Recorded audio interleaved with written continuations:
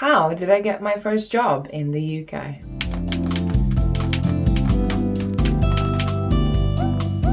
Hi and welcome to my channel. My name is Dite. I am a Lithuanian. For the past 5 years, I've been living in the UK. So 5 years ago, me and my husband and my daughter were living in Lithuania and we decided to move to the UK. My daughter at that time was 1 year old. At that time in Lithuania, I wasn't working because I was caring for my daughter. But when we were planning on moving to the UK, I was very sure that I wanted to start working and I wanted to build a career for myself in the UK. In Lithuania, I didn't have any sort of experience that would really give me an opportunity to get a really good job in the UK. I did not have a degree at that time. But the first thing that I did is go on to Google and search jobs in the UK. By doing that, I was able to find websites that are very popular in the UK for job searching. And the very first website that everybody here probably knows, it was indeed.co.uk. On indeed.co.uk, I was trying to find jobs that would match my experience previously in Lithuania. I have previously worked in a call center job. That was a job that was working with clients in the UK,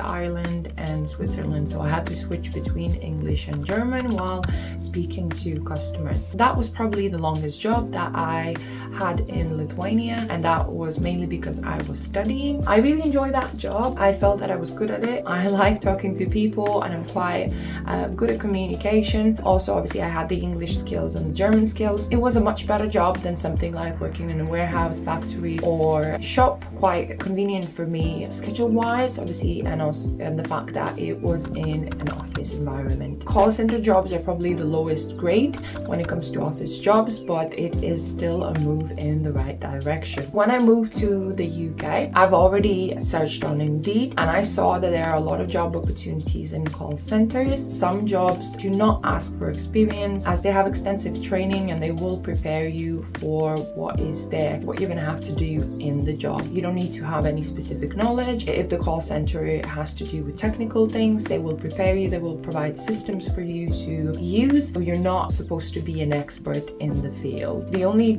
thing that you have to have is good communication skills. You're also supposed to have a personality that is going to match the values of the company. There's a lot of jobs in the banking sector for call centers, and those jobs are quite well paid for someone that is just starting as an entry job. Those were the jobs that I saw in Indeed, and I remember that I was quite excited about the salary for someone like me from Lithuania. At that time in Lithuania, the minimum and even medium salary wasn't really that high, so when I saw the salaries in the UK, I was quite happy and I thought that that would be a really good first job. And that moving to the UK, I want to have the job like that. That's what I'm going to apply for, and I felt quite positive that I will get that kind of job. My husband had to stop me for a second and obviously make me think that I am going to be completely new to the country. I'm not going to have a working experience in the UK. I wouldn't have a long address history in the UK, so it might not be as easy as I thought. That is very true for a lot of Eastern Europeans and Lithuanians. When they move to the UK, a lot of them have to work factory jobs, warehouse jobs, some work in the care sector, some work in cleaning, and those are the kind of entry jobs that people coming from abroad, first starting in the country,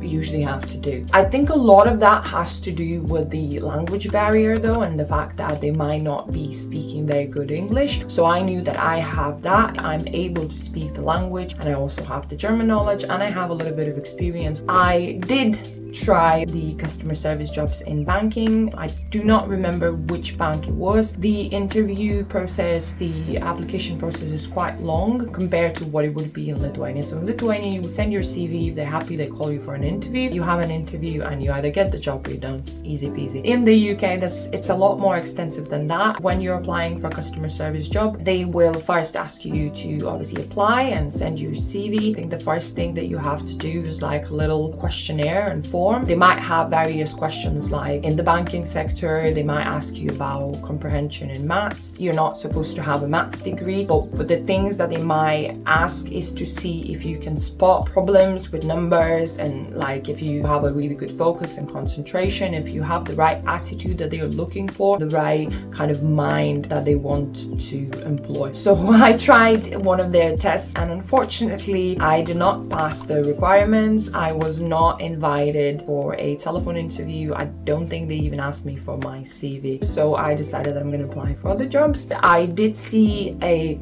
very big company in the UK that was looking for customer service advisors. I applied first of all. I also had to do an assessment via like a questionnaire, and I passed that, which I was very happy about. I managed to confirm to them that I'm the kind of personality, the kind of attitude that they're looking for. After that, I was invited to a telephone interview. I was mostly asked confidence-based questions, so tell me of a situation where you exceeded expectations. Those are the kind of confidence questions that I mostly asked. Usually they use the STAR method, which I had no idea about back then. I just tried to follow the question and answer it as best as I could. The STAR approach, where you provide a situation, then there's a task at hand, then it's your approach, and then it's the result. I didn't know that, so I just tried to answer it the best that I could. I mostly actually used as examples from my life, as at that time, for a long time, I haven't been working. I didn't have a lot of job experience. When you're applying for a job that doesn't require a lot of experience, it's absolutely okay to use situations in life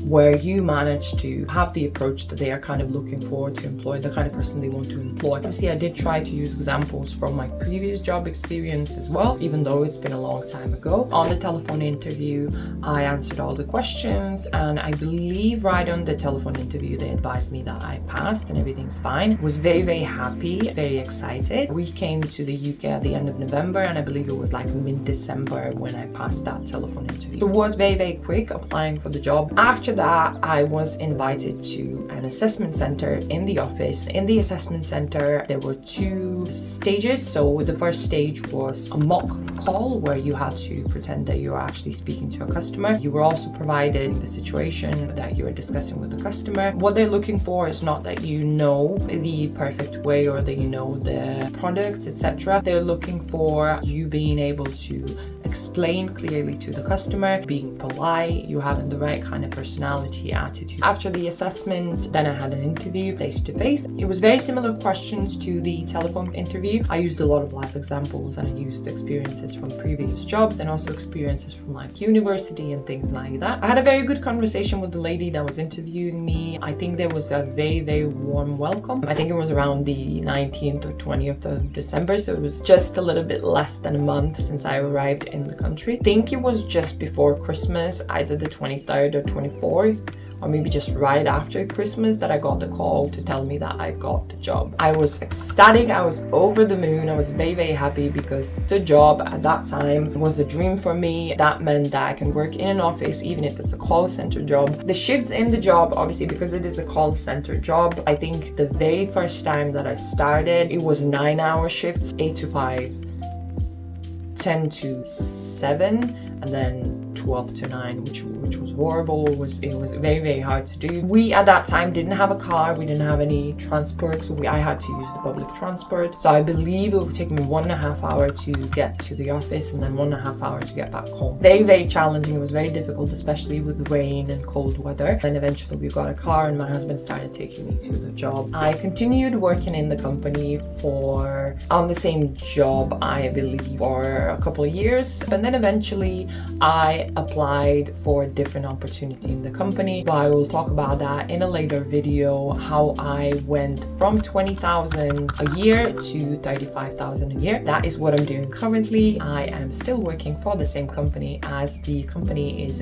very big in the UK and it has amazing benefits for employees. So that was my experience of getting my first job in the UK. It has not been easy, and I don't think anybody has it very easy when they first come to the country. Even if it's not a factory or warehouse job, it's probably not going to be the easiest, as obviously there's going to be a lot of new things, a lot of challenges, a lot of things to get used to, a lot to learn. It's a different country, different people, different language.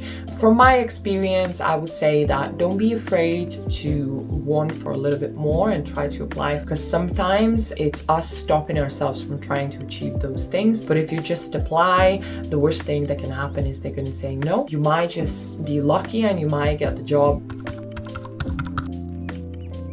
So we're at the end of the video, and I just wanted to say thank you so much for watching. I hope you were interested to hear my experiences at getting my first job in the UK after arriving to the country. If you did enjoy the video, give it a big thumbs up. If you would like to see more videos like this and to hear more about my experiences in the UK or what it's like to be in an intercultural, interracial marriage, please do subscribe. You can subscribe down below. I do upload every week. It was lovely speaking to you guys, and I'll see you next time. Bye bye.